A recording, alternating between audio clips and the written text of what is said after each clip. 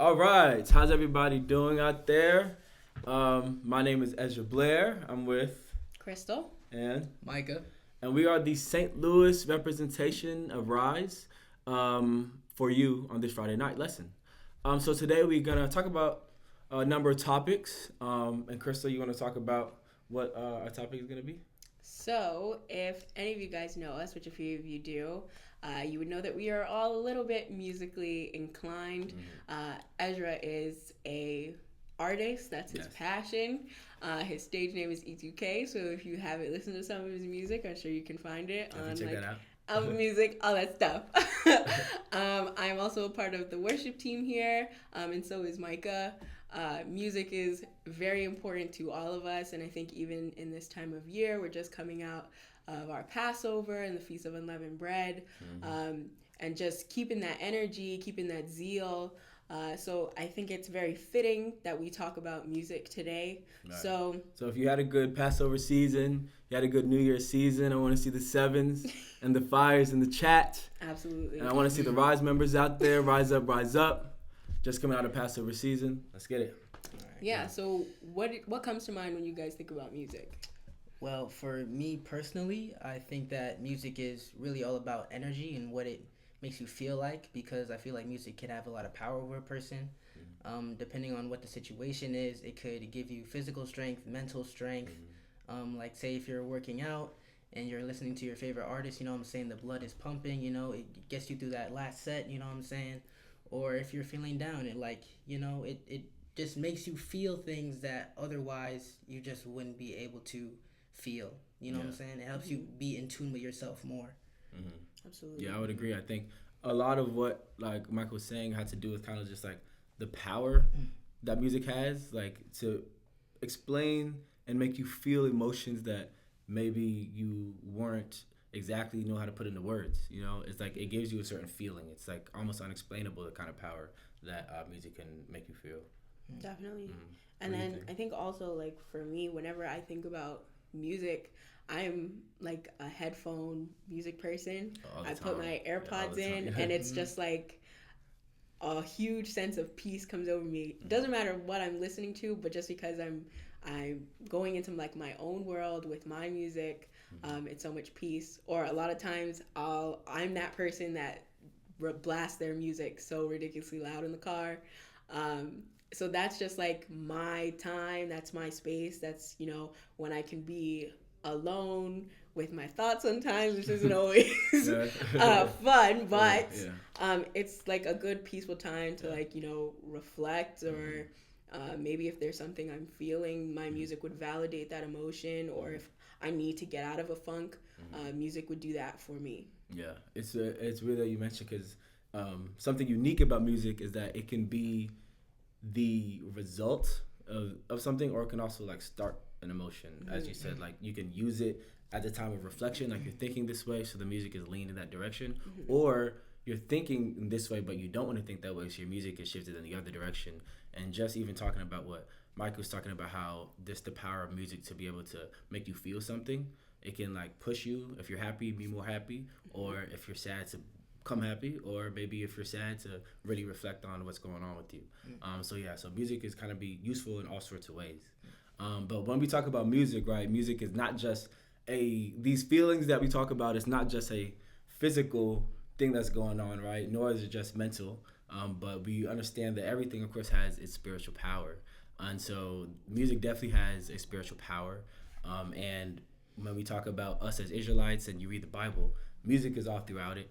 And a lot of the great Israelites back in the day, singing and praising was one of the main ways in which we give thanks to our God. And I think I heard from Elder Jeffrey here in the St. Louis branch. He words it as almost how us as Israelites, we kind of are God's soundtrack, right? So when we sing and praise, that's what he's listening to. So maybe we want to get into the first scripture. Yeah, for today? definitely. So when we're reading the Bible, we see a lot of times that um, it doesn't matter like what emotion we're feeling. A lot of that expression does happen through song and praise. And so we're gonna go ahead and turn to Psalms 147. So if you guys want to grab your Bibles and start reading with us, so we're gonna go to Psalms 147, and Micah, you can go ahead and start reading for us.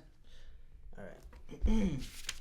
Praise ye the Lord, for it is good to sing praises unto our God, for it is pleasant, and praise is comely. The Lord doth build up Jerusalem, he gathereth together the outcasts of Israel. He healeth the broken in heart, and bindeth up their wounds. He telleth the number of stars, he calleth them all by their names. Great is our Lord, and of great power. His understanding is infinite. The Lord lifted up the meek, he casteth the wicked down to the ground. Sing unto the Lord with thanksgiving, sing praises upon the harp unto our God. Who overcometh the heaven with clouds, who prepareth rain for the earth, who maketh grass to grow on the mountains. He giveth the beasts his food, and to the young ravens which cry. He delighteth in not strength of the horse. He taketh not pleasure in the legs of man. The Lord taketh pleasure in them that fear him, in those that hope in his mercy. Praise the Lord. Praise ye the Lord, O Jerusalem. Praise thy God, O Zion. Okay, I think we can stop there. And I think, well, one, just even how this psalm starts, right? It says, praise ye the Lord, for it is good to sing praises unto our God, right? That's just how the psalm is starting out, where it's basically saying it is good to sing praises unto your God. Like, that is, it's heavenly, right? And not even just good, it's important. Right. Because all of Psalms, really, you could turn to almost any Psalms and you're going to see praise ye the Lord and sing songs and all this stuff in Psalms. So it's not just good, it is important and it is vital. And because it's so important in our culture, that's kind of why we have a whole book dedicated to it. And songs are really about, like, vulnerability. And that's really what he means by, like, when it says in Psalms, like, the Lord giveth, like, delight in the meek, you know what I'm saying? When you're feeling weak and you're feeling vulnerable, music can allow you to communicate with your Father in a way that just, like, going down and praying just can't, you know what I'm saying? It elevates the connection that you guys have with each other, praising your God of Israel. Right, because there's so much emotion. It's almost like another level than just talking. Like, the words, just, you can't express it with like words. Like a different language. Right, it's like a whole different language music. Absolutely. Right. And even just to talk about, even if you, as it's reading this, it says, the Lord who covered the heaven with clouds, to prepare the rain for the earth, maketh grass to grow upon the mountains, right? Even just thinking about just the beauty of the nature that our great God has created, and also just align that with the beauty of music. It's like almost musical to see all of the great things and all the things that the God of Israel kind of has placed on this earth, and to all just work in alignment. So yeah, and I like, think speaking of like the mountains and clouds and nature and stuff like that, it's not even just humans that give praise. It's like the animals too. You hear the birds chirping. You hear all the animals like gallivanting and making noise. You know what I'm saying? All in praise to their creator. You know what I'm saying? Right. Absolutely. Right. So it's all very, very, very, very beautiful process.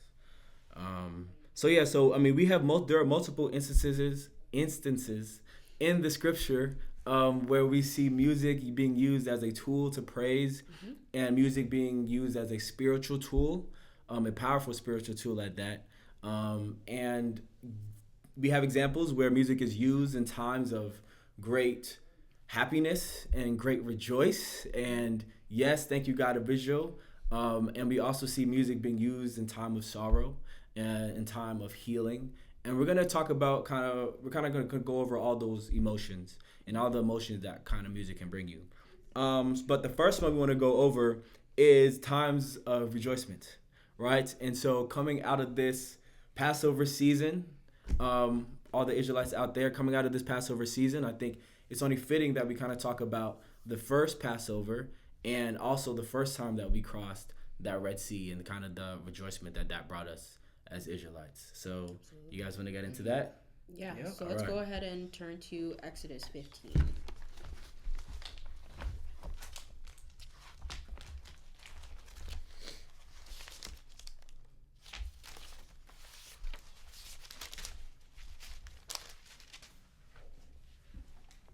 All right.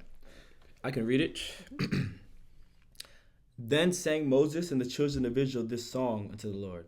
Well, before we start reading, context, right? I mean, I think I spoke about some of the context as far as where we're at. This is clearly the time of leaving Egypt, all the Israelites leaving Egypt and going. They were about to be in the wilderness, but just to set the scene of kind of where we are as Israelites at this point, you've just seen the greatest God perform the greatest miracles that you've seen in your lifetime. Even before that, let's go even further back. Okay. Israel is crying out to the God of Israel to save us from Pharaoh. Very true. Yes. Like, we are under the enslavement of Pharaoh, and we are so distraught and so stressed. And just like, put yourself in the headspace of a person that just doesn't even really remember who they are anymore, because all that has been, stripped away from them, and they're just servants and slaves unto Pharaoh. And you are mourning out to your God, and you're like, God of Israel, please, if you can hear me, if you haven't forsaken me, please save us from this horrible, horrible man, right? So even there, you're already hearing them cry out, right? And then after that, Moses comes, and we see all the plagues happen, right? And so you've forgotten, because it's been so many years since Israel was so connected with the God of Israel, and we were like practicing our culture. We've been so far removed, right? So now the God of Israel is like, okay, we need a reintroduction, and not only to you but to everybody. So I'm gonna perform all these plagues, and not just nothing like nothing minor, right? Yeah. I'm gonna destroy this land, right? Yeah. And all their gods. Yeah. And absolutely.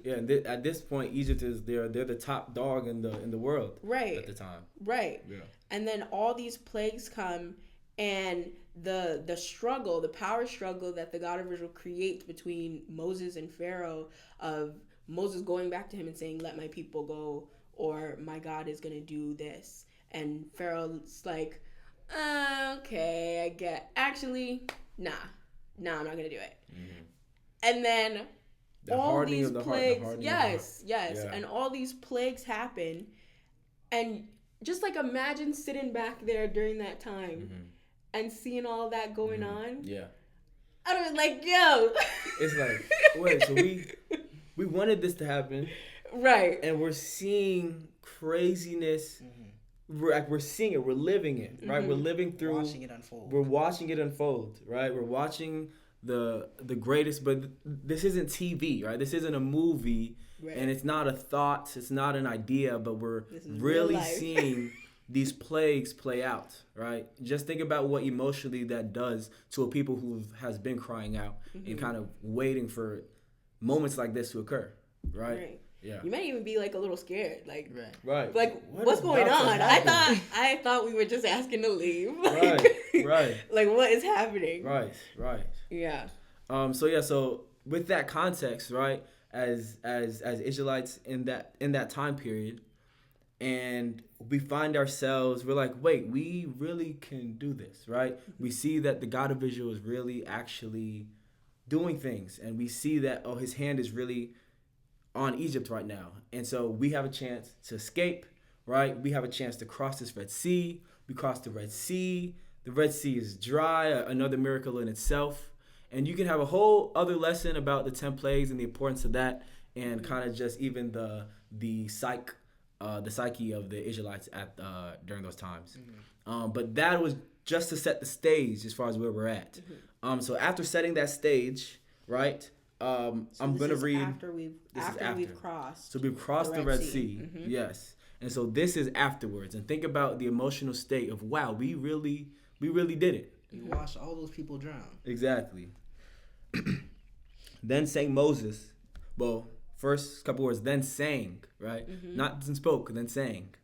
Then sang Moses and the children of Israel this song unto the Lord, and spake, saying, I will sing unto the Lord, for he hath triumphed gloriously. The horse and his rider hath he thrown into the sea.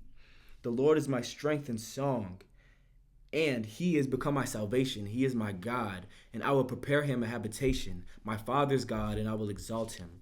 The Lord is a man of war. The Lord is his name. Pharaoh's chariots and his host hath he cast into the sea. His chosen captains also are drowned in the Red Sea. The depths have covered them. They sank into the bottom as a stone. Thy right hand, O Lord, has become glorious in power. Thy right hand, O Lord, hath dashed in pieces the enemy. And in the greatness of thine excellency, thou hast overthrown them that rose up against thee. Thou hast sentest forth thy wrath, which consumed them as stubble. And it goes on, and the next couple verses, I don't have to read all of them, but it's basically big upping the God of Israel. Big ups to what's been going on. I know that's a popular phrase down in Canada. Down in Canada, they love that phrase. It's big ups to the God of Israel, right? Big ups to this God that has taken us out of this land, right? And it's basically, but this isn't a speech, right? This is through song. So it's telling us what the song is saying, but this is through song. It's Moses and the children of Israel. So you have this giant army of people, right? And they're singing, right? They're singing. And like that just shows like the joy and the rejoice that they felt. And it's that much powerful because I mean, even when you listen to your own music, if it's just a singular voice you're hearing, you're like, oh, that's nice. But imagine a whole army of people, like you said, that noise, that music must have been so great. And like you were saying, like Israel is the music of the God of Israel. Like you can imagine if we were created in his image and likeness, and you can imagine the way that we feel listening to music. Like imagine how he felt in that moment.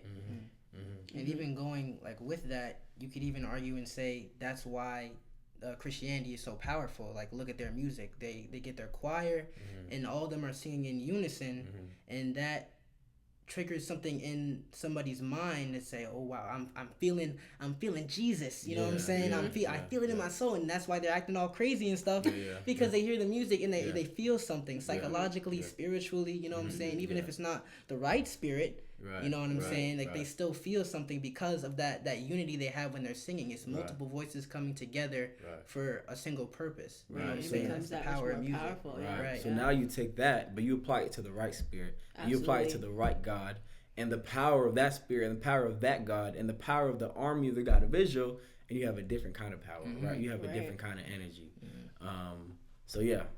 All right, so I'm going to read a couple more verses of that chapter 15. I'm going to scroll down actually to, where do we want to go? Let's go to verse 20. 20? All right, verse 20. And Miriam the prophetess, the sister of Aaron, took a timbrel in her hand, and all the women went out after her with timbrels and with dances. And Miriam answered them, sing ye to the Lord, for he hath triumphed gloriously. The horse and his rider hath he thrown into the sea. So Moses brought Israel from the Red Sea, and they went out into the wilderness of Shur, and they went 3 days in the wilderness and found no water. And when they came to Marah, they could not drink of the waters. That's the rest of the story. But we just wanted to focus on that section as far as we see Miriam, the prophetess, and we see her bringing the timbrel, and we see her going and basically rejoicing. And so it's just more of that kind of lively nature. That lively nature. So But yeah, any other thoughts you guys have on I just think Exodus 15? It's also really important just to note how important worship is. And then we also know how important Miriam is in the story of the Passover. She's, the one that saved Moses in the first place. And so to come back after all of this has happened, this is years, decades later, and to see Miriam, the prophetess, she's not even some person, she's a prophetess, rejoicing and singing and all that stuff. That just shows how important music is. It's not just something that, the brethren do. It's important in worship. It's important in even leadership in Israel. Yeah, that's true. And I also just wanted to mention really quick, like how they mentioned like the timbrel and stuff like that, how instruments can also like enhance the power of music, and how that rhythm that they get from instruments can translate into dance, you know what I'm saying? And then it's a whole nother level of connection, you know what I'm saying? It's a whole different level of praise, because you could sing all you want, you know what I'm saying? But, when you add like the physical movement, you know what I'm saying? It gives a different kind of energy, and that's all what music is. It's all energies. Right. So yeah, I just wanted to make that real quick point. No, yeah, I agree completely. So that is kind of the instance of music where we see the rejoicing of God's people. But as we know, right, things aren't always blissful. Things are. I mean, most of the book is probably not the most. Doesn't have the most blissful stories. And so we also have other stories in which music has been used for spiritual purposes, for healing, right? And I know the first person that I think of when I think of that is the famous David, right? King David. And we know about the story with David and the harp, and we're going to read into it a little bit. But that story with David and Saul, and David being able to play the harp and being able to actually heal, right? So let's actually get into it. Let's read that part. And this is basically, it's a different way in which music can be powerful, because as I've been saying and as my co-hosts have been saying, music has many ways that it can come at you, and it can be used in different ways. So let's read about. And if you guys are still with us, put those fires in the Right. chat. Oh, Put yes, those sevens in the chat. Yes. Rise, we're looking for you. We are Hashtag rise up. Yes. Sevens and the fires. Need those. Those keep us going. Right. Y'all want more? Y'all better drop the sevens and the fires. You want some more? Okay, so let's go to 1 Samuel 16. All right. And again, you guys can read along with us, and feel free to go back after our Friday night session is over and kind of really get into these stories and read about them more, because there's so much meat in here. We're just, scratching the surface, just to give you a little bit, right? Yeah, a little knowledge here and there. Right, because we'd be here all night if we tried to go into all of it. So we're going to go down to verse 11, and I'll read.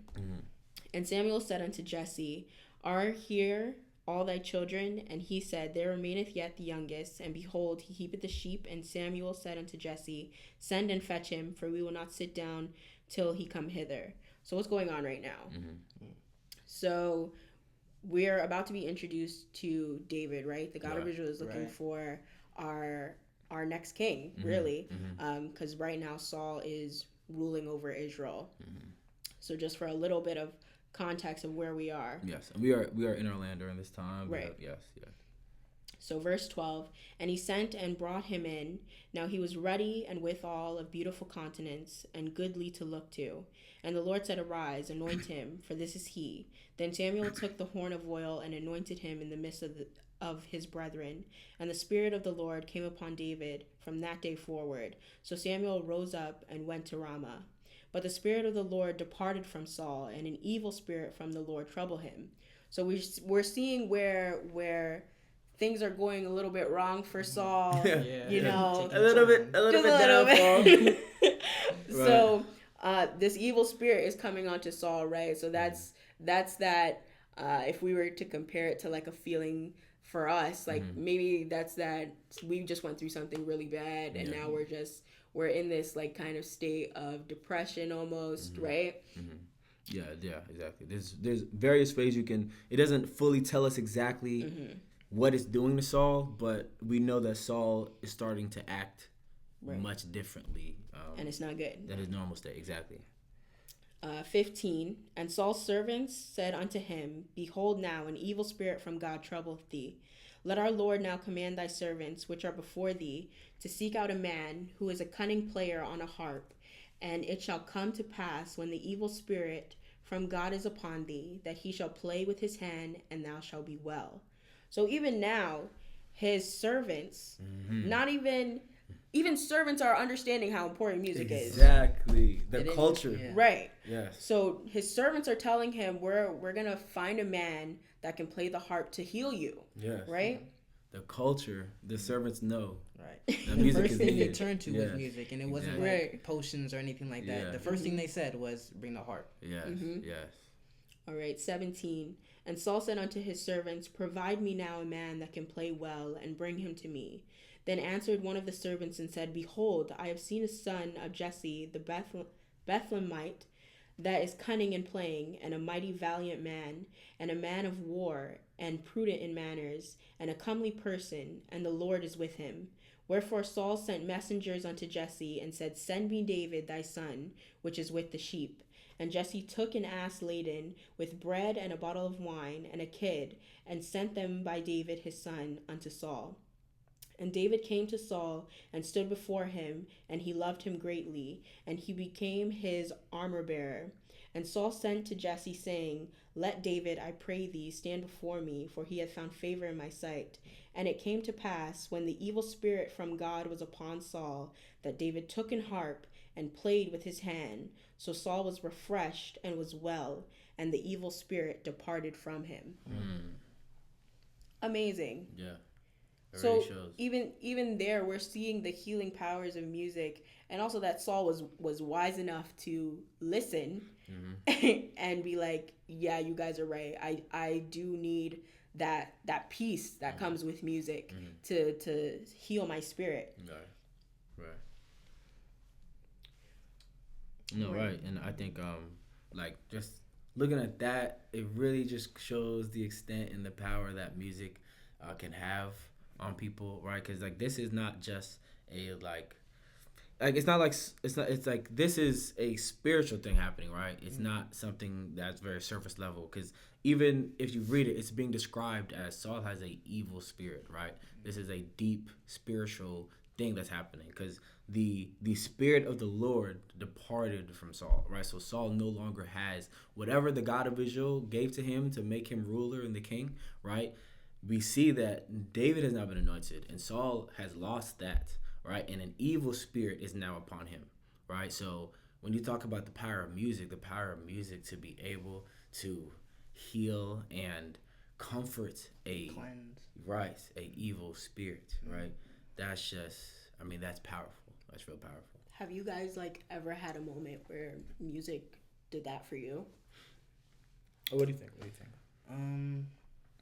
Well, having a cleansing effect, I would say, yeah, every time, like during most new moons, I would say, like, or during any like holy day or like milestone on the Israel calendar, you know what I'm saying? It's a time to like reset, you know, a time to reflect on what you did the past month or the past year or whatever. And then you take the energy that you want to have going to the next milestone, and that is the kind of things that you surround yourself with, you know what I'm saying? So having music like E2K's music, having music like Jacob's music, you know what I'm saying? Putting my mind in a state of worship and having the God of Israel being the forefront of my life, that really sets the tone for what's coming next in the upcoming month, year, whatever is going on. So yeah, music does have that cleansing, like clean slate effect. Like, okay, it's time to reset. Forget about whatever happened in the past. You know what I'm saying? If something went wrong, if you know you broke your leg or whatever happened, and focus on the future and how to progress from there. So yeah. I would agree with that. It's very nice you mentioned like the holy days, the Sabbaths, and the new moons being times where you can kind of as checkpoints, right, to rethink. I think for me personally, I think when it comes to music, it's one of those things where you're talking about like as far as being like a part of like the healing process. I think the making of music has definitely been a big healing process just for me, and just making it when you go through things and you're able to just express it out, right? You're able to express those feelings out. I think that is definitely like, they say music is therapeutic, and you definitely can feel that. And then also when you're taking in music, being its ability to really affect like your decision making, right? And it really affects your psyche and your thoughts, and it affects how you feel about yourself, like how you think. It affects the actions you're gonna take that day. It can affect the long-term actions that you feel on taking. So I feel like that is kind of how music personally hits me as far as when it comes to like healing, and when it comes to like being able to like reset, such as what Mike has said. I'm kind of being able to use it to be able to switch gears. Like, oh, things aren't going right. All right, I'm gonna just vibe out to something like this, and like I'm gonna vibe out to this playlist. I'm gonna like just various things like that. And I'm like, okay, I kind of want this kind of mood for the rest of the day, or for the rest of my week, or for the rest of my month. Right. So yeah, so it's just very periodically, and especially as a person like myself who like records like projects and albums and stuff, like even just being able to, per project, having maybe a different goal or vision, or having a different idea of how I would want that to come to play. Yeah. I don't know about you guys, but like I have different playlists for different moods that I'm in. Really? Yeah. So like I have like my sad girl playlist, like when I want to just be in my feelings. Yeah. And then I just have like music that's like super chill. And that there's not too much going on in it. You know, I just want to like kind of relax, especially just like being in the world all day. I'm definitely the type of person that likes my alone time. I like to be by myself. And then, you know, having to work a full 8-hour shift, sometimes 9, 10, 12 hours, and then coming home and I have a child and then having to play with him and nurture him. And so like getting, you know, the little bit of time that I do to just like be by myself and chill out, like music is definitely healing for me in that sense, where it's just like, okay, I know today was super stressful. The customer you dealt with was so mean and didn't need to take out their anger on you. And your boss is going crazy and all that kind of stuff. And then you come home, the house is a mess, or you got to cook dinner or whatever. And like all that, even daily stuff, can be stressful. So just like having that time to myself to just like, I kind of reset my mind, and just relax a little bit, kind of just not, you know, think too much about anything, and just, it kind of lets me enjoy doing like regular things. Like I enjoy doing the dishes when I have my headphones in. I can sleep now. I can clean my room now. It's like maybe I should just like, let's clean the whole house. Like, might as well just keep it going because the playlist is going. Right. Got Alicia Keys on. Yeah. Absolutely. I'm vibing right now. I'm vibing. So it's really, I mean, music can make you do things you might not even really want to do. So, I mean, music is so powerful. And like, I know everyone out there, I know you guys all have personal experiences with music. So if you vibe out to music, you have your playlist, you have your times. Drop the 7s just to say, I relate to that. I feel that. Drop the 5s. Even let us know like what is your song that you listen to when you need to like just relax or like you need a healing moment. Yeah. I'm gonna give you the time to do that right now. All right. So even just talking about the David and Saul, like even just the power of music that David had, and the power that the music itself had in order to heal and to help someone with an evil spirit such as Saul, is very powerful. It's very, very powerful. And so I hope you guys enjoy this next segment in which we're gonna get a little bit of a taste of kind of what that power sounds like. And hopefully you are able to feel something as well.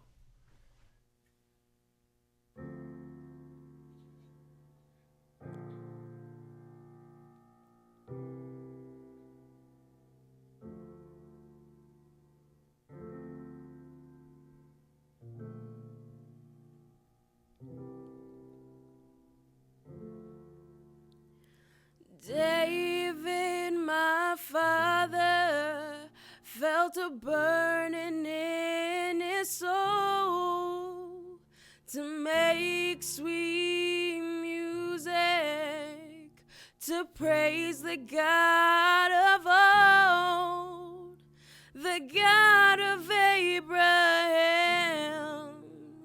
the God of Isaac and Jacob. So we gathered string and carved some wood by the works of his hands. When David played, the sweet sounds went up and the glory of God did unfold. When David played, the sweet sounds went up and the glory of God did unfold.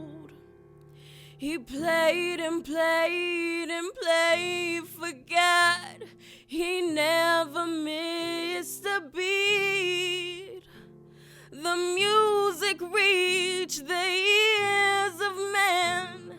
They had to stop and see.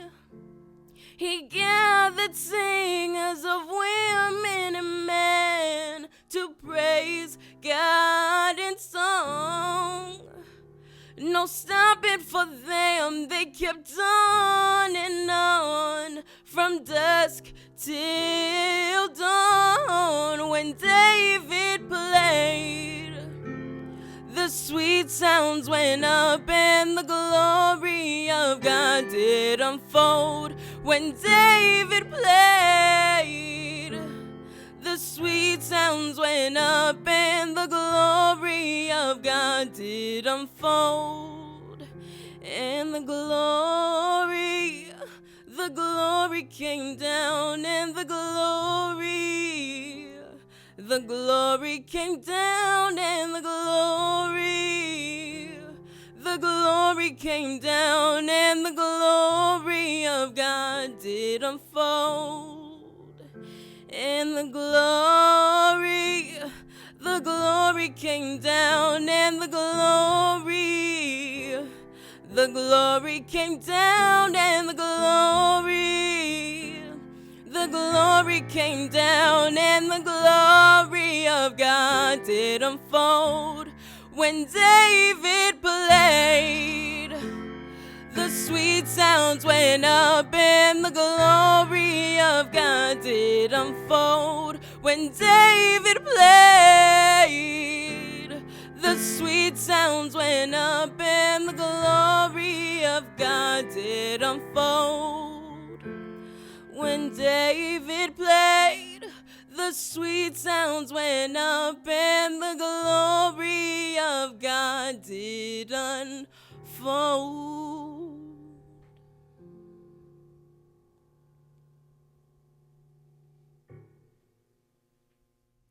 Wow. I mean, wow. Beautiful, beautiful. We heard from Crystal from the St. Louis branch, and that song was a beautiful song.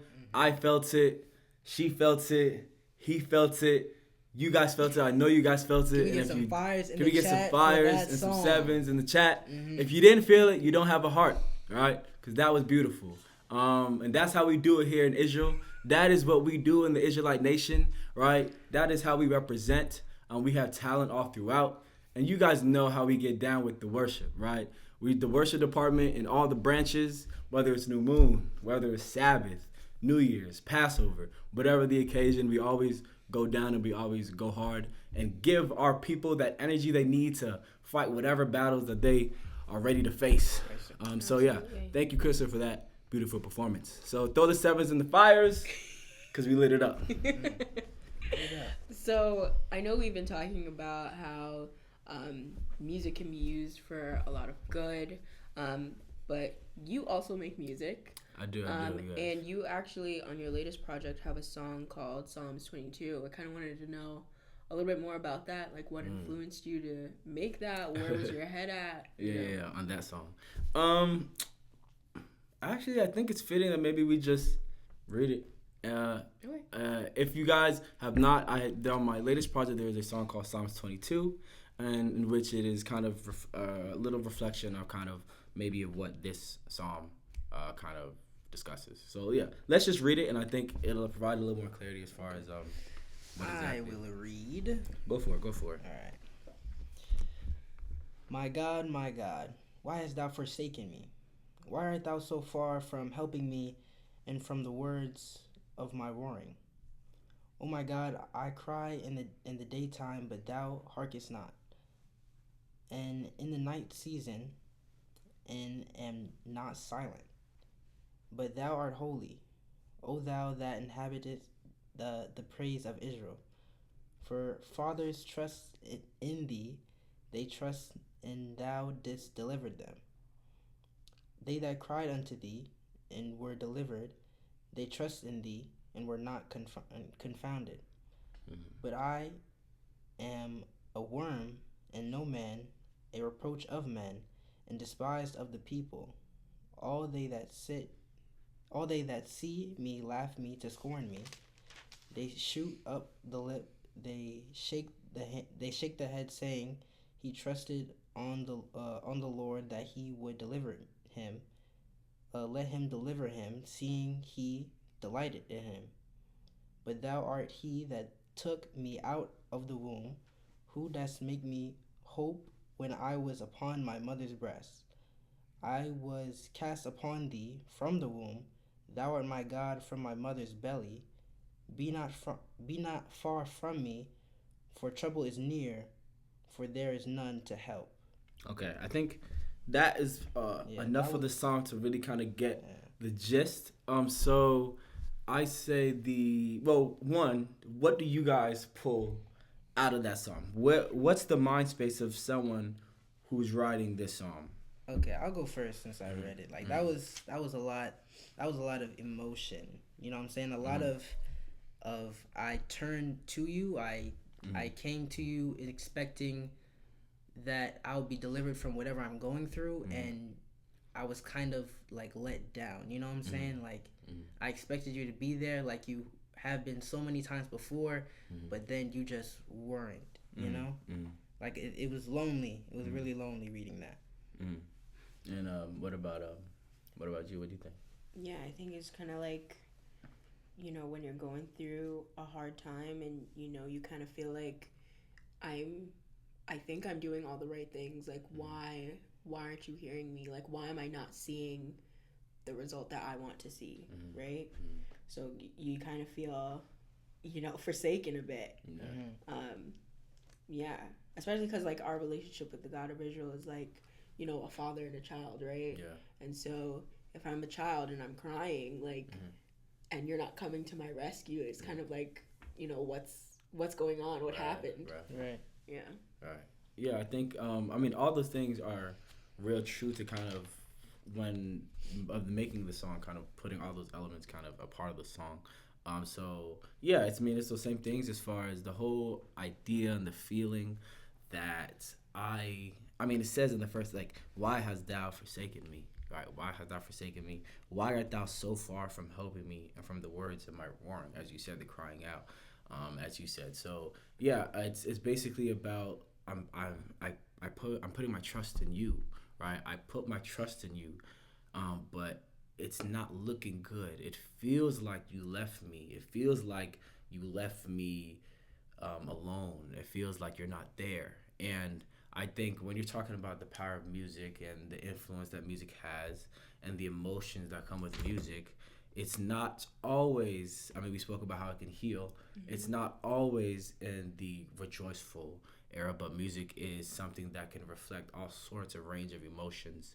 And so I think with that song specifically, the emotion was kind of not on the side of everything is going great, but it's on the side of I actually feel a little empty. I actually feel that you're not there for me. I feel that maybe you're not, like, am I doing something wrong? Like why don't I feel you with me right now? And I think even the parts of the song, and I'm not going to get into all the details of the song because I want to leave a little bit up for, just for anyone to interpret as they will. But the whole idea of maybe what you see in front of you, right? A lot of the physical things in front of you feels like a wall. A lot of the things feel like a wall in front of you, but it's one of those things where you look at what's physically happening, and you look at like the physical nature of your situation, and it feels like there's no way I can get out of this, right? You feel kind of distraught. I'm like, why would this great God that I've been following lead me to such a bad spot?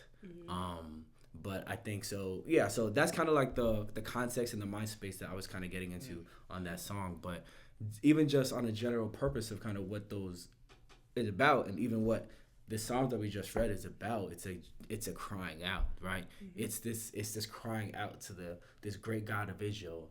And as much as it is about like, why aren't you here? It's also about please be there, right? It's a crying out of I want to be your humble servant, right? I want you to be my God.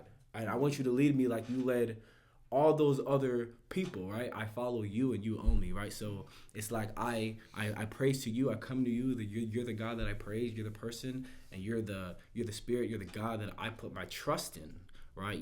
This is it. This is what I do. And so it's one of those things where like I feel like you must help me, right? You must help me. So it's a crying out. That's kind of the energy that I kind of was trying to get in the song, and that's kind of the energy that I kind of feel from this Psalms. But yeah. that kind of goes back to Micah's point earlier about how like music is a language, right? So just like how we can communicate with each other through music about how wonderful times are, how great times are, and have music to have like words of encouragement. So like songs that'll hype you up, right? Like you even have songs that like communicate like I'm not in a good place. Like I need help, and like you were saying, it was a crying out, right? And I think as modern day Israel, you kind of like this is what our version of crying out would be, say for when Israel was crying out to the God of Israel to be saved from Pharaoh, right? Like we're using music in that language, and I think we can all kind of relate in some way, shape, or form to this, right? Think about what she just said when you listen to the album also. Right? Yeah, but definitely if you guys are feeling like the same idea, if you guys have had a time where it's just like you feel like music was an outlet that kind of helped you communicate this crying out that you're trying to give, put some sevens in the chat. Put some fires. Put some sevens in the fires if you relate to that feeling, right? Because life is not always lemons and roses. No. So yeah. And then once again, you could also put the song that makes you feel like that. What puts you in that mindset of, oh, I need help. Right. But so I think it's one of those psalms where it really kind of shows the extent of the mind. It's not being in Israel. It's not A equals B, but it's a journey, right? And that journey is how you develop as an Israelite. And once again, it's not always happiness and everything is going exactly how you plan it in your head. And like, I think it this way, so it just manifests that way. But the God of Israel has his own journey, right? He has his own plans. And so all you can do is put your trust in him, right? That's all you can do. So once again, it's all about the journey. I mean, whether you're new and you just got to this nation, or whether you're old and you've been in this nation, or you were born in this nation, I think that journey can apply to you in all stages of life, right? I think we all go through trials and tribulations, and we all kind of go through those moments where we cry out. We just want to cry out and be like, please look at me. Please watch over me. Please protect me. Wherever the situation I'm in right now is physically not looking good, and I just really hope that you hear me, and I hope that you will be my father. Yeah, and I'm definitely hearing what you're saying, because like I am not a writer, but like definitely when I'm like in a bad mood, or I'm just like song lyrics are speaking to me, like you just like feel the need to sing, whether it's just like a hum, or you're in the shower and you're having your sad girl, sad boy moment, and you're just letting the water run, and you're singing that song to yourself. I have those a lot. Like, so yeah, I'm definitely relating to you right now. Yeah.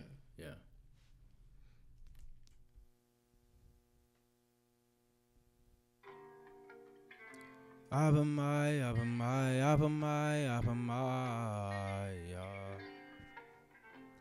put my trust inside you. I put my trust inside. I put my trust inside you. I put my trust inside. I'm standing right beside you, even when I'm feeling pride. But I know I'm not too prideful. You had to go and leave me gone. I put my trust inside. I put my trust inside you. I put my trust inside. I'm standing right beside you, even when I'm feeling pride. But I know I'm not too prideful. Where am I going? I don't even know what you've been on. Yeah, I've been crying, praying to get on. I was hoping you would make me strong. They say you the strongest, they were wrong. You say you the best, you say you alpha, yeah. Put that to the test, I'm feeling doubtful, yeah. Said what it was, I said a mouthful, yeah. But I know I'm for the streets, my counsel, yeah. I don't know what's next, I'm feeling lost inside. They at my neck, man, this is suicide. Ay, you left me out to die. Ay, Pharaoh's army right outside. Ay, I said now I wonder why. Ay, Why'd I listen to your lies? Down by the waterside. Ay, how we gon' make this water rise? Ay, I'm feeling lost inside. They at my neck when this is suicide. Ay, you left me out to dry. Ay, you left me out to die. I put my trust inside. I put my trust inside you. I put my trust inside. I'm standing right beside you, even when I'm feeling pride. But I know I'm not too prideful. You had to go and leave me gone. I put my trust inside. I put my trust inside you, and when I'm feeling pride. But I know I'm not too prideful. I thought that you were right. I thought that you were right. Now I'm standing here. My rock is gone, gone. My rock is gone. Now I'm standing here, my rock is gone, gone. I put my trust inside you, but now I'm standing here, my rock is gone, gone. Wow. Thank you, Ezra, for that. If you guys were feeling that, put some fires, put some sevens in the chat. I want to see rise. Where you guys at? Mm-hmm. Wow, Ezra, thank you for that. Thank you for having me. Thank you. So, what was like your first memory of music? First memory of music. First memory of music was definitely like I'm a kid, and I'm gonna have to shout out my older brother, Jeffrey Blair. Yeah, he was kind of that influence that really introduced me to like those first songs, I guess, that I heard. I'm like, oh, I really like this. Like, once again, lyrics you didn't maybe understand all of it, but even as a kid, you're 3, 4, 5. Like, even at that age, you're still able to just feel a rhythm, and you might even still like have a taste for like favorite artists or favorite genres, even at such a young age like that. So, so I say my brother, he was a fan of music, and so that kind of got pushed down on me. So I would hear it. And of course, you always want to be like your big brother, so that was kind of like a big part of my first taste of. Do you remember music. like any of the artists? I think it was like people like Drake. Genre? Yeah, it was like rap and hip hop. That was kind of it, but it was also a lot of R&B and a lot of like Lauryn Hill and stuff like that. So, but it was a broad taste and array of music, and then also just from him and also just my aunties, because even just Caribbean culture and like having. A lot of family down in like Guyana areas and in the Caribbean, and having a lot of in Jamaica and stuff like that. Like in those areas, even the Caribbean and the dance hall feel also kind of was brought onto me at a young age. So all that music was kind of just being digested at a young age. So you had like rap, hip hop, R&B, dance hall, and then you also have like the bluesy stuff. And my grandfather, he would play me a lot of like the Motown. So it was just, as a kid, you kind of just soaking it all up, right? Mm-hmm. And all this music that I mentioned just now, those are all like music that was ran by black people, right? So, but what about you? Well, for me, the earliest things I remember when it's like comes to a musical thing, I think of like my mom, and like when like they're cleaning up the house and stuff, and they turn the speaker on like max volume and put like something like Beyonce or Alicia Keys and whatever and start dancing around cleaning and stuff and all that. Like that's like my very earliest memories of music. But I didn't really start to get into like R&B and stuff until like I'd say fairly recently, like 13, whatever, where I really started to like appreciate it and stuff like that, and like understand like lyrics and all that. But really it was my mom, and also I'd say my siblings, mostly you, but also Chris.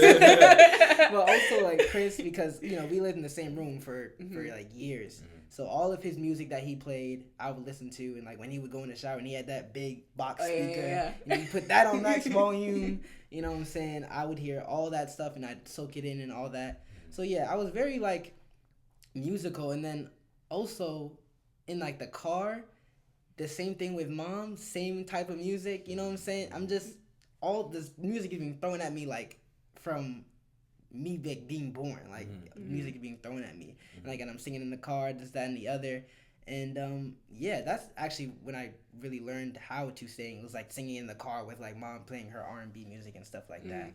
So Yeah, music has always been like a real big part of my life. Now that I'm like really thinking about it, but yeah, music is all around me all the time.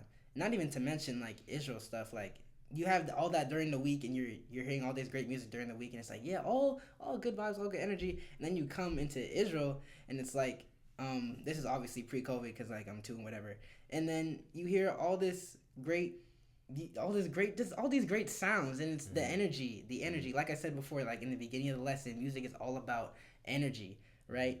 And so you come in and you hear the timbro, you hear the maracas, you hear Crystal on piano, you hear Ezra on piano, you hear them singing, you know what I'm saying, their little songs and whatever. And it's like, and it's all good vibes, and I'm right in the middle of it, you know what I'm saying? And I'm soaking up all of this energy, and I'm incorporating it into my life, and that is really how I got into music in the first place, man. It's all really Israel in my family. Yeah, since the day I was born. Your guys' like references to like your first memories of music, like I don't want to say it makes me feel old, but like it makes me remember. Even though you guys are that much younger than me, but like for me, my first memories were like a lot of like 70s, 80s, and 90s R&B. Like same kind of thing with mom, but like I would hear Toni Braxton all the time, Sade all the time, Maxi Priest, Teddy Pendergrass, like all of those kinds of things, and that was like the regular in the house because I didn't care to find music. I was a kid, right? And then kind of like you, as I got, and like you too, like as I got older, I started looking to my older brother Chris, and like his music taste, and then for a while we kind of had similar taste until I could figure out like what I really liked by myself, and I found that I am very much a strictly R&B girl. I'll occasionally like a hip hop or rap song, but there was a time that I was like super into like Linkin Park and Paramore. I feel like everybody kind of goes through that stage where they're like Linkin Park and Paramore. I'm listening to rock music, that kind of stuff. But yeah, and then I kind of got into my own, and then I feel like I became the music connoisseur of my family because I will play a song in my car or my mom's car, and everybody will hear it. And then the next time when I don't feel like playing music and somebody else is playing music, I hear my exact songs that are all on my playlist, and everybody's stealing my music. So I just want to say that. She needed to put it up. Give her credits. Exactly. She did. But I think one common thing that I'm kind of hearing is like, even just how we are getting our music from like our older siblings, right? And the older siblings probably getting their music from like their parents, and so same parents, I guess. But either way, it's like it's one of those things where it's like, wow, music really does get passed on, right? Like music really, when they say music just kind of lasts forever, it really kind of does, because like music is passed on. And of course, music changes, and new music is made. But similar themes, similar ideas, similar rhythms really get passed on generationally.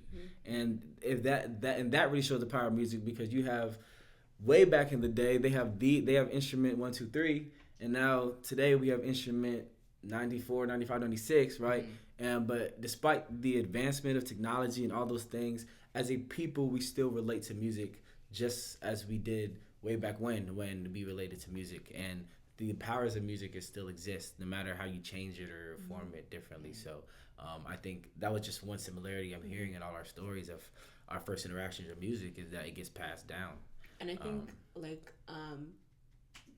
even like how you were saying before, like the influence of music from like older songs that we listen to, like a lot, especially today, a lot of the music that we hear is like sampled from like old music. And then I'm on TikTok, guys, but like I'll go on TikTok and there's this guy that he like shows like where each song gets sampled from, and like every song that has been sampled from that song, and it's like kind of crazy, like how many times people will go back to one song, take that same beat or take a couple of lyrics or a verse, engineer it and then use it again. And it's kind of like you were saying, like that same message, that same kind of idea, like over and over again, just like with a little extra spice on it. A little something different. Or completely change the genre altogether. Right. And so talking about how music is so, it's like there's something universal about it. But despite that universal aspect about it, there's still this idea that as black people or people of color or Israelites, we really are the influencing sound, right? We really are the influencing sound. When you really think about music, and even in our oppression, right? We're not even at our full form. It's not even our full form. Even in an oppressive state, and in a state of being down, we still contain this power within us to produce music and to be the best at it, right? We see how music formed just throughout these Americas, and black people were always leading the change, right? Israelites, God's people, and I don't think that's a coincidence. When you talk about the power of music, the power of us as a people, it only makes sense by that talent, the same talents that allowed David to play the harps, and the same talents that the God of Israel blessed his people with. It gets passed down, and even in our enslavement, and even in our blindness to even understand where these powers come from, where our source, even in that blindness, we are still able to harness these sounds. And so if you're feeling what I'm saying right now, and you vibing with what's going on, make sure you put the 7s in the chat and the 5s in the chat.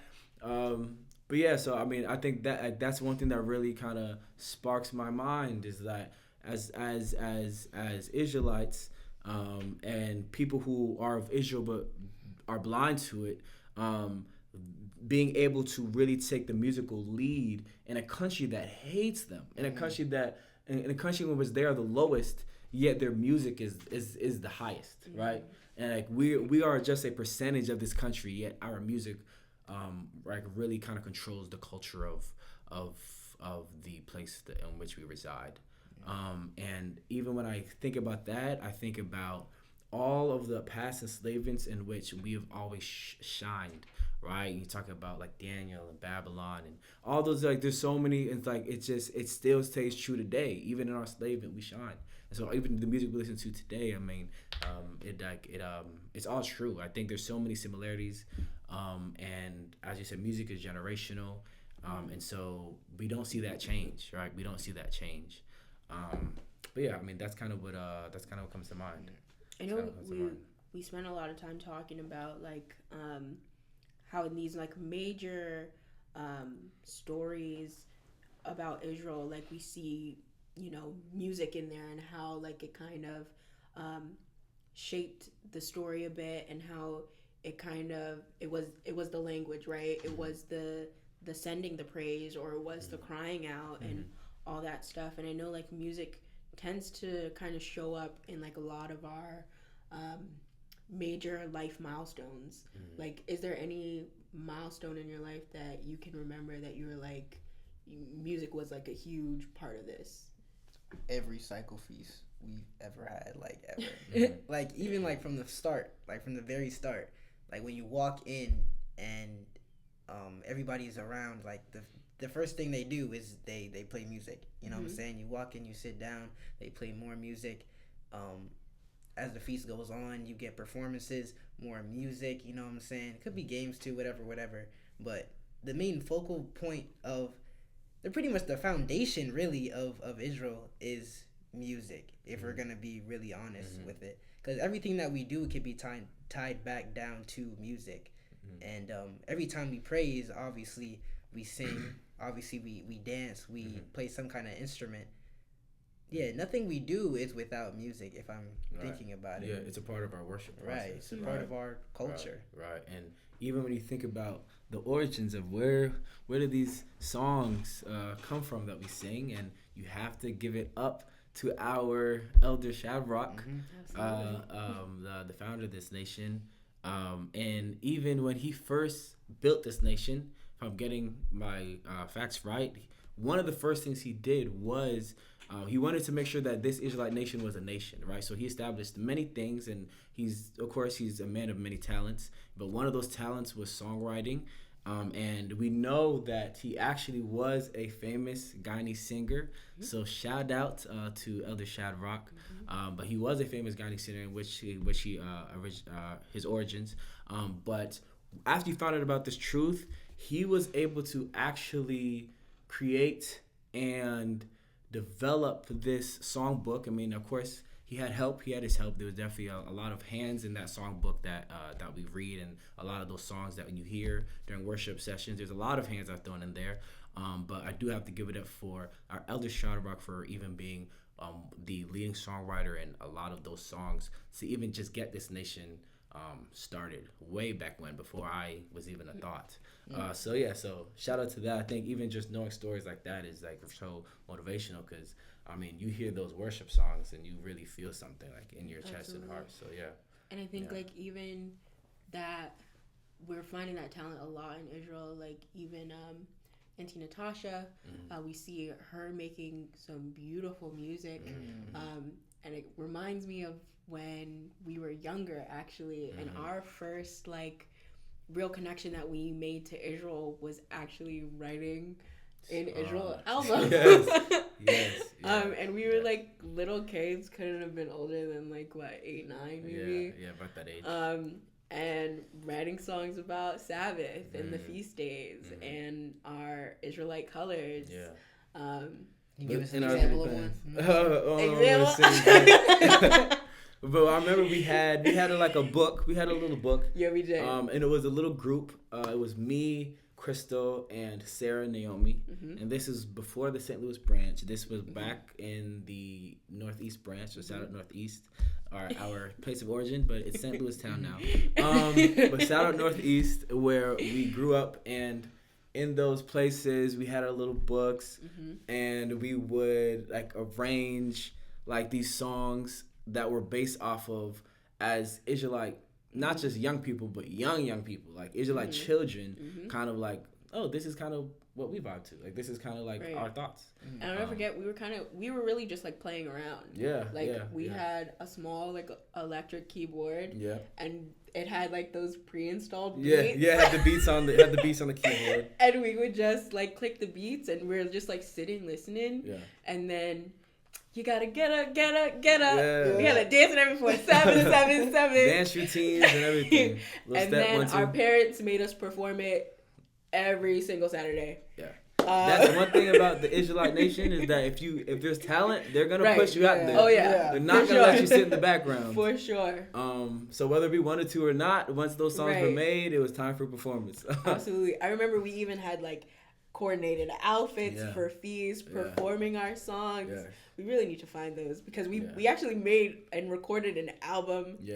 And maybe we can get you guys the exclusive. I don't know. We have to see. We have to talk to our managers. You got to get the NFTs for that. 'Cause that's going to be worth about $1 million. But yes, I remember those, and those were good moments. And I think it goes to show, like, as a kid, you really soak up everything. All those songs that we made, we weren't even thinking hard, right? We're not thinking like, what's the, like, it's just, like Sabbath, like that is a part of our culture. It's what we do. So as a kid, you're a reflection of your culture. You're a reflection of what you do. So we're like, you got to get up for Sabbath. That's what we do. We get up for Sabbath. And Priest Jeffrey says the lesson. Yeah, Priest Jeffrey says the lesson. Right. So that's Priest Jeffrey says the lesson. You got to open your Bibles. Open your Bibles. We read the Bible.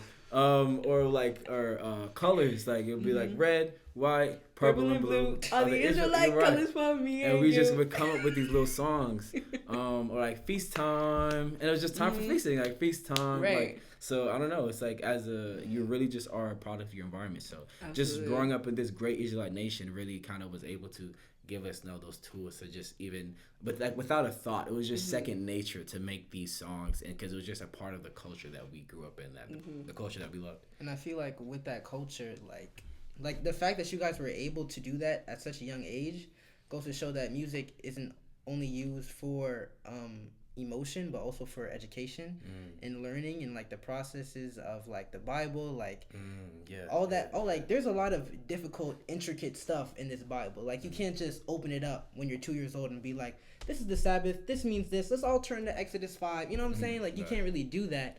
But when you put it into a song and you teach it that way, children tend to absorb that information a lot better. So the fact that you guys were able to take those red, white, purple, you know what I'm saying, and take that and make that into a song, that is just really impressive in itself. But I really have to give it to you guys for that. Absolutely. Yeah. Maybe you should form your own little group. Let's keep the ball rolling.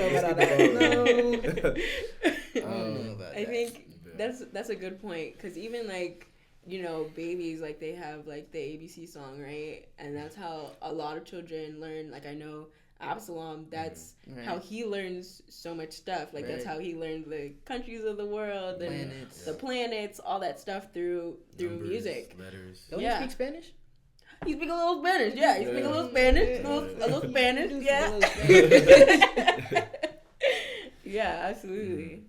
But yeah, no, it's so true. And like music in relation to education, I mean, even in just, I know we have a lot of people in like the medical fields, and we have people in the educational fields here in this Israelite nation. And I mean, I think those people can attest to the same things as far as how music is really a learning tool. Like it's as much as it's also an emotional thing, it's also a learning thing, right? You see where they have like the scan, and they scan the brain, and they show when they hear music, certain parts light up, and like I'm not gonna get into details of all that, but just goes to show you like how the kind of feelings that music can give you is low key can be more and more broad and like more expansive than just like words and speech. And so we see that even just medically and educationally, and as Micah said, with children being able to learn, or even people who maybe have lost the ability to learn certain things, or maybe have injury or anything like that, a lot of times they can even recover through these things,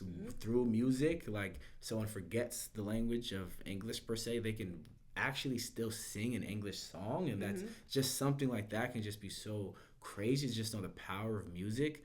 And the power of music that it just Like I remember in Kirkwood I was taking Chinese class, and I think like one of the last projects we did was we went to a Chinese restaurant, and we had to sing like a whole song in Chinese. Oh yeah. Yeah, of course we knew like what it meant because we're in a Chinese class. Right. But we still could have sung that whole song in Chinese and like not have known anything of what we were saying. That just goes to show you that you don't really even need a full comprehension to get the full effect of music. You know what I'm saying? Because it's all about energy. You know what I mean? It's bigger than words. Yeah. It's bigger than words. Yeah. I feel like with that we should go into like, because we talked about the energies of that, we should go into something like back to Israel, like something like Thanksgiving, or like what we do to give thanks to the God of Israel, you know what I'm saying? In that musical sense. You know what I mean? Right. I mean, even when we were reading Psalms 147, it talks about how music was a thanksgiving to the God of Israel, and it's very true, because music is so powerful that it's as you said, it speaks things and does things that make you feel an energy. And so the God of Israel is able to feel that energy when we are able to express ourselves through our music, right? That's, I mean, we're his soundtrack, right? We're his AirPods, right? He's like, oh, okay, they worshiping today, they going off today. So I think those points are so important. But even like culturally, right? There's so many culturally things that we do in Israel that our music is just a part of all of it. I think you were talking about even like weddings, and part of our weddings is a part of our praise, is a part of how we prepare, right? Back in the day, we use it to prepare for battle, right? We're blowing the trumpets, right? Holy days, feasting, right? Sabbath, new moons, Passovers, like all these things. Worship and music is a part of all those things, and it's not by coincidence. It's written. It's scriptural, right?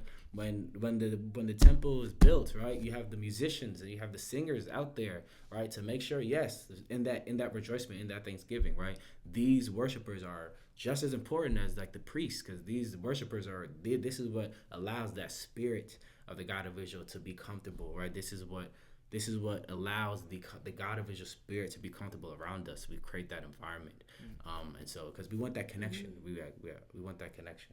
Absolutely, and I think music helps to kind of like bring everybody into the same like mind frame, and Right. that's kind of why we do. That's the first thing we do, right? Is we Right. sing songs. Just it's like a call to attention. It's like Right. everybody like this is where the headspace needs to be, and it does create that unity. Because like even if you want to relate it to like if you go to a party, right?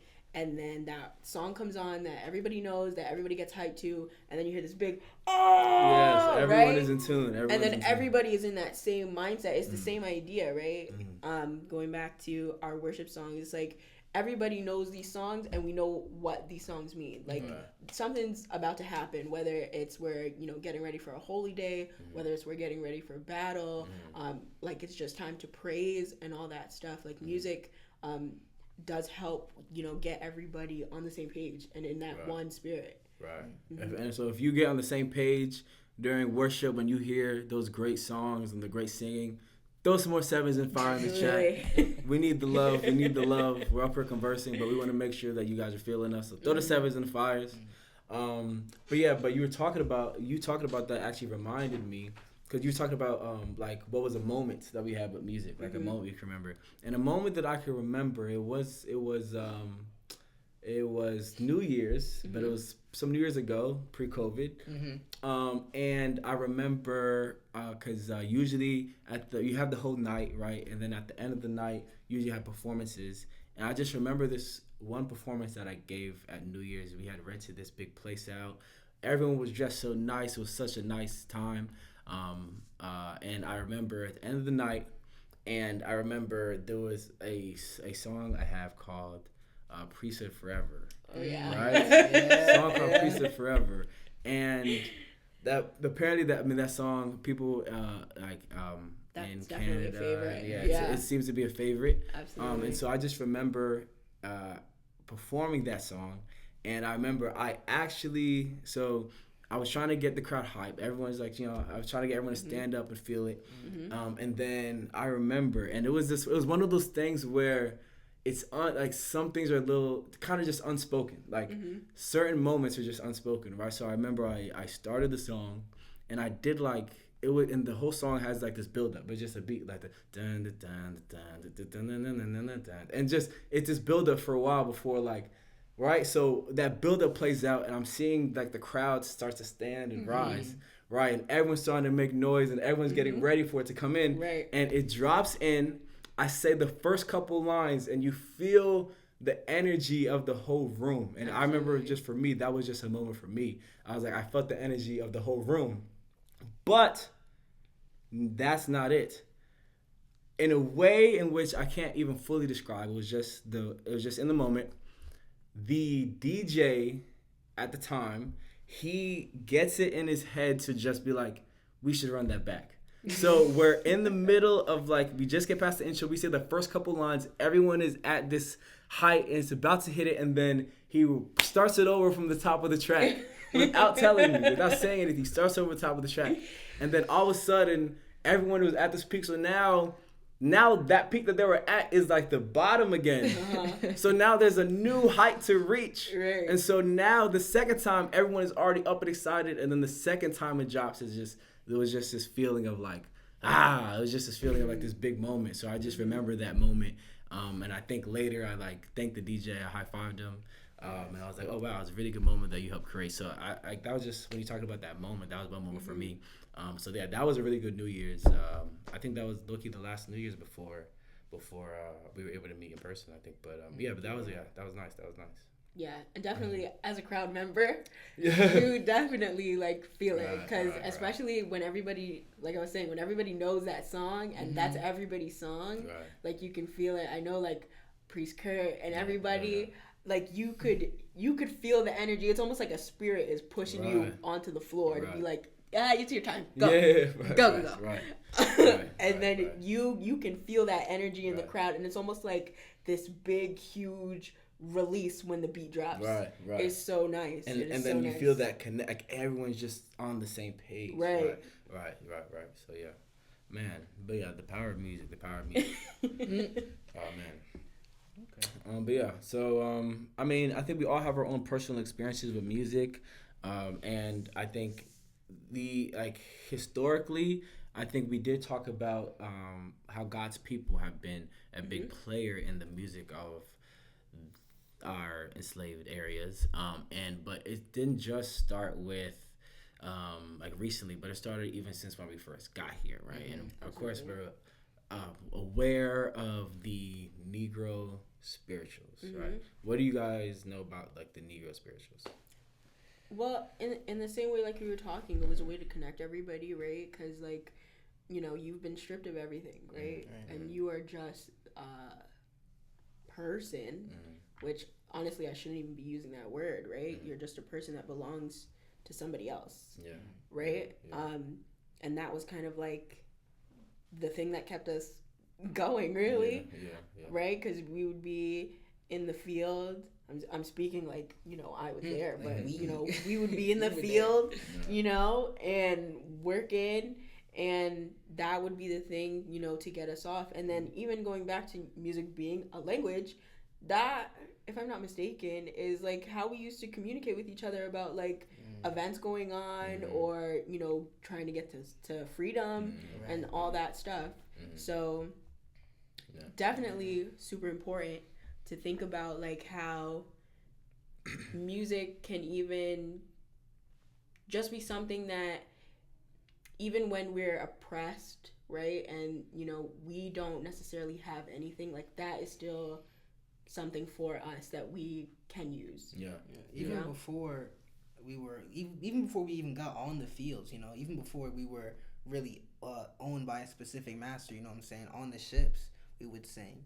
You know what I'm saying? Even if we came from all different parts of wherever part we were in Africa, you know what I'm saying? We went on those ships and we sang those songs, we sang those blues, you know what I'm saying, to comfort us, you know what I'm saying, as we're all like huddled together, you know what I'm saying, piss and poop everywhere, you know what I'm saying? Like we need something to hold us together, keep us mentally stable, mentally strong, so we don't, you know, end up jumping off that ship, you know what I'm saying? And we all just come together and we sing those blues. But then it didn't stop at slavery, you know what I'm saying? Even after slavery, we were still singing those blues, fighting the good fight, you know what I'm saying? Segregation, every march that we went to, we sang songs, you know what I'm saying? Every event that we went to, we sang songs. It was a big focal point of our whole movement, you know what I'm saying? And even today, like with all, you know, the protests going on and like Black Lives Matter and all the hate crimes going on everywhere, you know, you begin to see that reflection in media, right? And especially in music. A lot of music that's being released is in support of or about a lot of racial injustices. And I know that's something that Remember the 400 is, you know, trying to heal that racial divide. But you can also see that in music. And, you know, another thing to think about is because music is generational, right? And I listen to music that, you know, was created 30 years before me. Like, our children and our children's children may hear those songs, and that is, you know, their reflection of, you know, what was going on at the time. Just like when we hear Negro spirituals, we know, you know, this is from slavery. This is from when our forefathers were enslaved, and this was all that they had to call their own. And, you know, now our children's children are going to hear that song one day and going to be like, 2020 when all those protests were going on, you know? Something that comes to mind as you said that, just real quick, Marvin Gaye, What's Going On, you know what I'm saying? Even that song, I remember first time listening to that song, I didn't know what it was about. I remember it just sounded really nice. And then like I said, once I started to really appreciate the lyrics of like certain songs, I was like, man, like this is actually a trying time, you know what I'm saying? Like people were really dying in this time, like we were at war, you know what I'm saying? So yeah, just having that, going back to us being kids and not even understanding what we're listening to, it can still have that sweet effect, but then we understand it later and it's like, wow, that's heavy, heavy, that hardens my heart a little bit, you know what I'm saying? To think that we were in that situation, and we still are in that situation. We're still oppressed, we're still being killed, we're still financially not well, you know what I'm saying?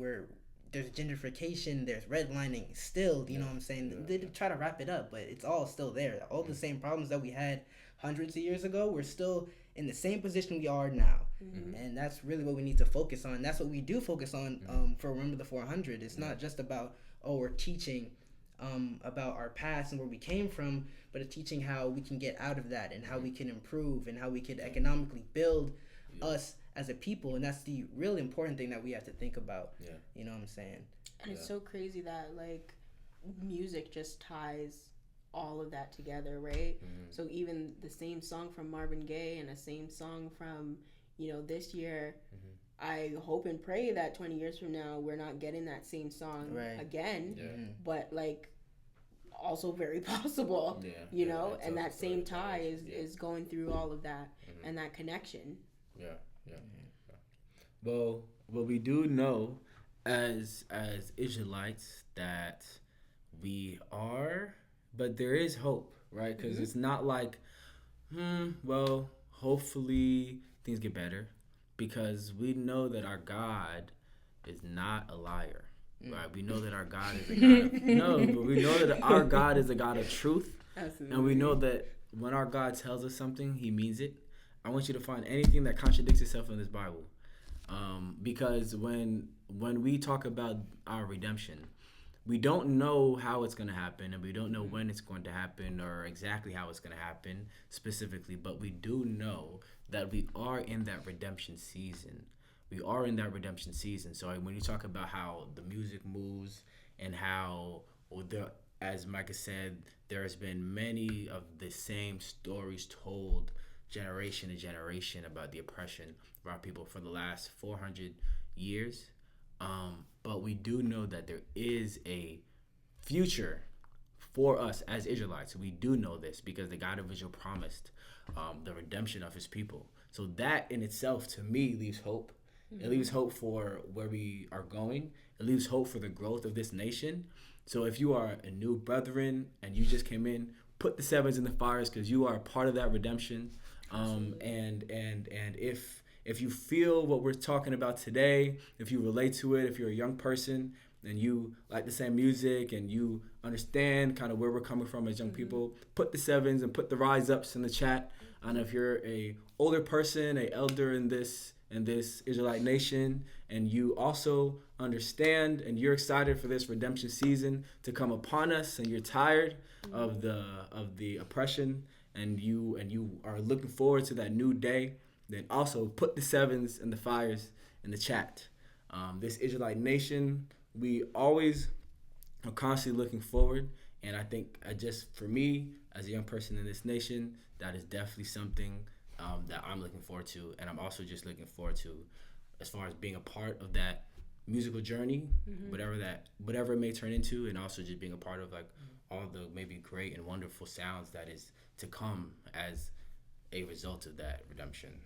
Right, and I'm excited to see like what all the artists in Israel, because I know we have some younger artists coming up that are making music. Like I'm excited to see like the next generation of music, right? Because it started with Elder Shadrach and his generation, and then now it's kind of been taken over by Preacher's son, and then you and Jake Duval are kind of coming up. So I'm excited to see that next generation come up, and honestly, I'm excited to hopefully soon be back together and get to feel that spirit again. When we are worshiping.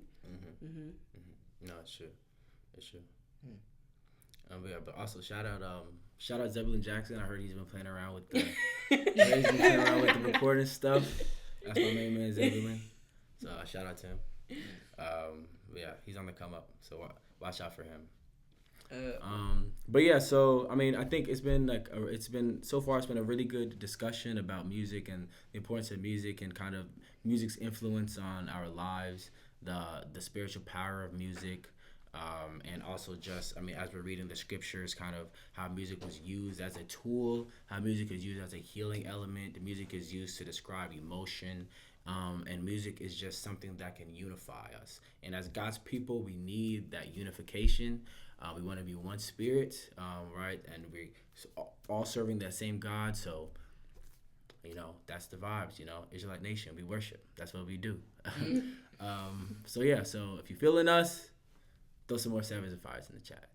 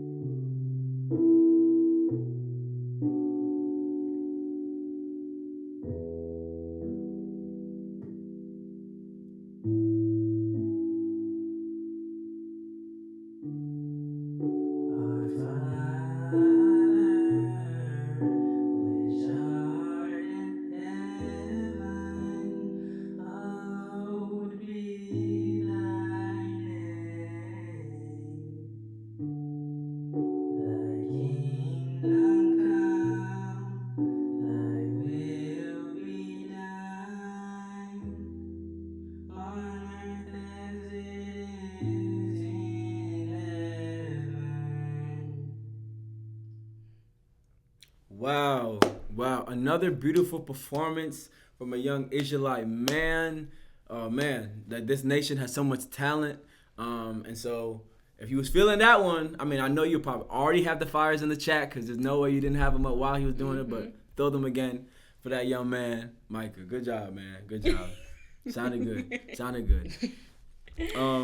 So, all right. So we really want to thank you guys for being with us tonight as your hosts of this Friday night lesson. We really hope that you've related to things that we've been talking about and you kind of were able to see kind of the journey of music and also just the power that music has and the spiritual power that music has and why music is so vital to worship. This is so vital to your brain and how, as Israelites, how important it is for us to use that music to stay unified and use that music to praise. So we want to end on a Psalms 100. Psalms 100. You want to read? Sure, I'll read. Make a joyful noise unto the Lord, all ye lands. Serve the Lord with gladness. Come before his presence with singing. Know ye that the Lord, he is God. It is he that hath made us, and not we ourselves. We are his people, and the sheep of his pasture. Enter into his gates with thanksgiving, and into his courts with praise. Be thankful unto him, and bless his name. For the Lord is good, his mercy is everlasting, and his truth endureth to all generations. Selah. And Selah. Amen. So when we're looking at Psalms 100, there are many important kind of aspects to why this is such a conclusive Psalms. One, make a joyful noise unto the Lord, right? What is that joyful noise? It's the music, right? It's that soundtrack. It's that spiritual soundtrack. And then we go to verse 3. It says, know ye that the Lord, he is God, and it is he that hath made us, not ourselves. And then in 4 says, when you enter into these gates, you're entering into his gates with this thanksgiving and come into his courts with praise. So even just to be in his environment and to be within this nation and to conduct spiritual things, the music is so important. And giving that thanksgiving and that spiritual power is vital to when it comes to worship and it comes to being a part of this Israelite nation. And just to add on to that, going back to what I said in the beginning, music is about energy, and so it's because of that energy and what we do when we sing to bring up that energy. That's what the God of Israel loves, you know what I'm saying? And that's why he wants us to keep singing, as it says in the Psalms multiple times. In almost every psalm, really, it talks about singing and making a joyful noise. It's because the God of Israel loves it when we praise him in song. And so that's why it's so important to us as Israelite people to study the history of song, for one, and two, to continue to practice it and hone our skill and our gifts when it comes to music. Right, and music is so important to our culture, right? And it's such a fundamental piece of worshiping and serving the God of Israel. And I noticed when a lot of people come into Israel, or even us growing up, like, you kind of discover this talent that you have with music, right? Because it's a part of us, right? And it's either whether you're singing and you're kind of practicing that talent, or you learn an instrument. Like, so many people in Israel learn to be involved in the music, and it's such an important part of our culture. And it's so important to be used to serve the God of Israel, right? It's not just a talent that we get that is just nice for us to hear and enjoy and listen to, but it's nice for the God of Israel to listen to, right? Mm-hmm. And that's what he wants when he wants to hear those singing and all the instruments and all that song, because he enjoys it as well, not just us, right? And that's why music is so important when it comes to serving the God of Israel. Mm-hmm. As you said, let that light shine, right? Mm-hmm. Don't hide it in the bushel, but let it shine.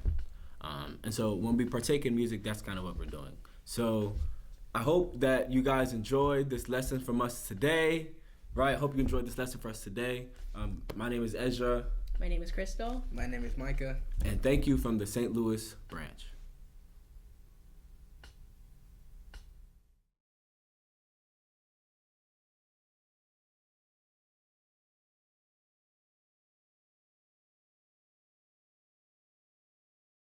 Forever.